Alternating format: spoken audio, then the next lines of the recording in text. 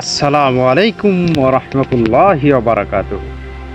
প্রিয় ভাই ও বোনেরা, আজকের গল্পটি এমন এক মায়ের যার দোয়া এমনভাবে একজন সন্তানের জীবন বদলে দিল বা দিতে পারে, যা শুনলে আপনি অবাক হয়ে যাবেন।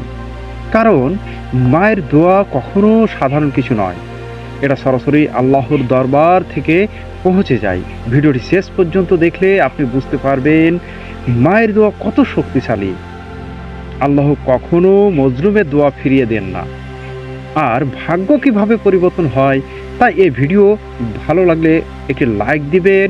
চ্যানেলটি এখনও সাবস্ক্রাইব করে না থাকলে চ্যানেলটিকে সাবস্ক্রাইব করে পাশে থাকা বেল বাটনটি চাপ দিয়ে সঙ্গেই থাকবেন।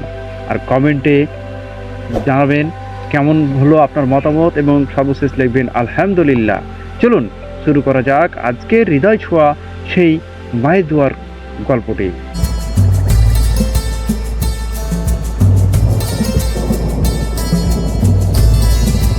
এক বিধবা মায়ের জীবন একটি ছোট্ট গ্রামে বসবাস করত। তার স্বামী অনেক আগে মারা গেছে। তার একমাত্র সন্তান ছিল, নাম ছিল আরিফ। ধরুন একটি কাল্পনিক নাম দিলাম। এই মা ছিলেন খুবই দরিদ্র। তার জীবন ছিল সংগ্রামে ভরা। না পর্যাপ্ত খাবার, না কখনো সহায়তা, না নিরাপদ ভবিষ্যৎ। তবুও সে হাল ছাড়েনি।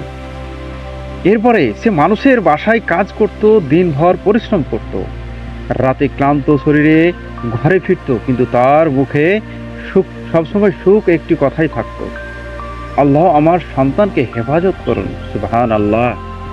ছেলে আরিফ ছিল মেধাবী, কিন্তু দরিদ্রের কারণে তার জীবন কঠিন হয়ে যায়।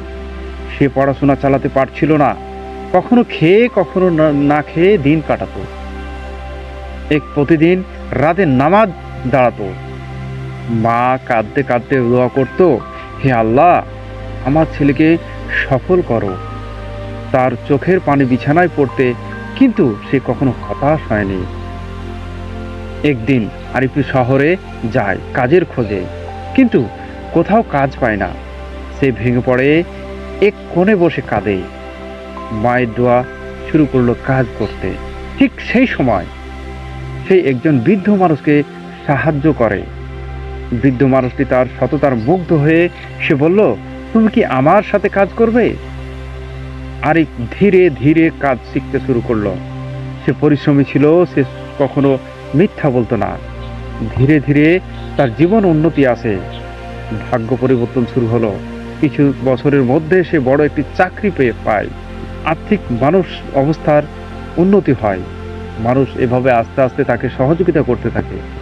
আপনারা তো জানতেই পারলেন যে একটি মা একটি ছেলের করুণ অবস্থায় বা একটি অসহায় পরিবারের একটি কিভাবে তার আল্লাহ তাআলা থেকে তাকে সহযোগিতা পাঠায়। সম্মানিত দিনী ভাই ও বোনেরা, আজকের মতো এখানে বিদায় নিচ্ছি এবং অন্য একটি ইসলামিক ভিডিও দেখার আমন্ত্রণ জানিয়ে এখানে শেষ করছি। যাওয়ার পূর্বে আপনাদের আবারও বলছি, যদি আমার চ্যানেলটিকে সাবস্ক্রাইব না করে থাকেন তাহলে অবশ্যই চ্যানেলটিকে সাবস্ক্রাইব করে পাশে থাকা বেল বাটনটি চাপ দিয়ে আমার সঙ্গেই থাকবেন।